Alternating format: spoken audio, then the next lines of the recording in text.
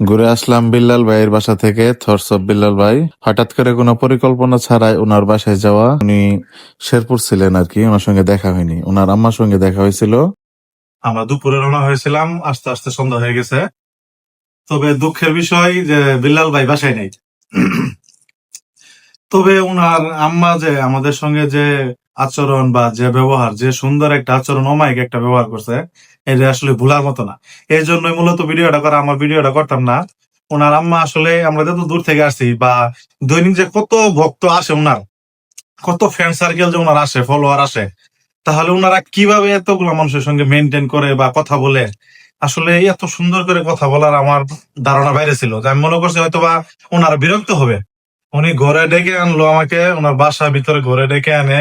লাস্টে আমরা কিছুই নিয়ে আসি নাই, ওনাদের ফ্রিজ থেকে মিষ্টি বের করে আমাদের মিষ্টি খাওয়াইতেছে। তাহলে আসলে অমায়িক মানুষ, ওনার আম্মা অমায়িক মানুষ বিদায় বিল্লাল ভাইও এতটা ভাইরাল পপুলার, বা উনি এতটা অমায়িক মানুষ হয়েছে। আসলে আমার এখনো ব্যক্তিগতভাবে বিল্লাল ভাইয়ের সঙ্গে কোনো সময় দেখা হয় নাই। তবে ইনশাল্লাহ আগামী 12 তারিখ ইনশাল্লাহ দেখা হবে। ধন্যবাদ। আসসালামু আলাইকুম।